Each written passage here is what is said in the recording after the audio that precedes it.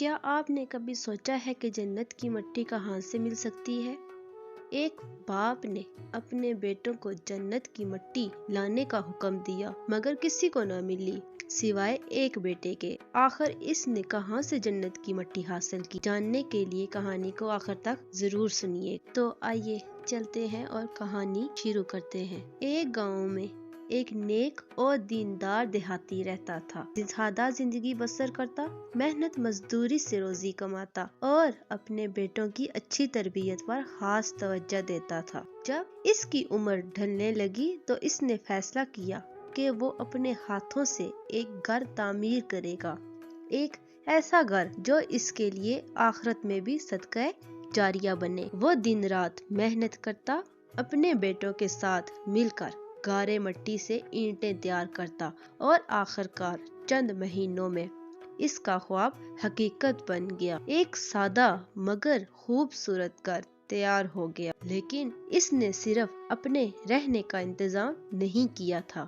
اس گھر میں اس نے ایک چھوٹی سی مسجد بھی بنائی تاکہ وہاں نماز ادا کی جا سکے اور اللہ کا ذکر جاری رہے۔ جب تعمیر مکمل ہوئی تو اس نے اپنے بیٹوں کو اپنے پاس بلایا اور کہا، بیٹو، میں چاہتا ہوں کہ اس مسجد کی لپائی جنت کی مٹی سے ہو۔ جاؤ تلاش کرو اور جنت کی مٹی لے آؤ۔ یہ سن کر سب بیٹے حیران ہو گئے، کیونکہ جنت کی مٹی کہاں سے مل سکتی تھی، لیکن باپ کا حکم تھا، اس لیے 6 بیٹے فوراً نکل کھڑے ہوئے۔ وہ مختلف جگہوں پر گئے، پہاڑوں، جنگلوں اور دریاؤں کے کنارے گھومے، مگر کہیں بھی انہیں جنت کی مٹی نہ ملی۔ وہ دن بھر تلاش میں سرگرداں رہے، مگر شام کو تھکے ہارے خالی ہاتھ واپس آ گئے۔ جب وہ گھر پہنچے تو حیران رہ گئے۔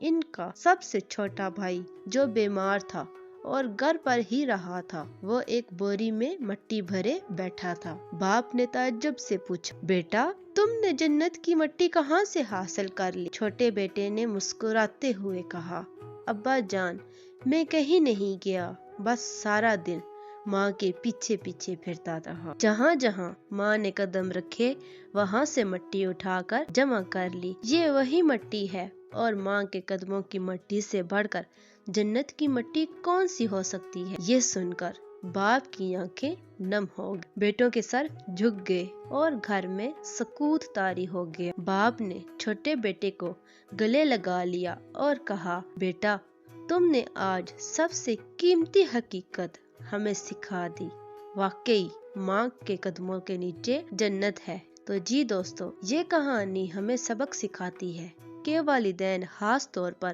ماں کی عزت و خدمت کرنا ہی اصل میں جنت کی تلاش ہے۔ جو شخص اپنے والدین کی خدمت کرتا ہے وہی حقیقی کامیابی پاتا ہے۔ اللہ ہمیں والدین کی قدر کرنے اور ان کی خدمت کا موقع عطا فرمائے۔ آمین ثم آمین۔ جزاک اللہ۔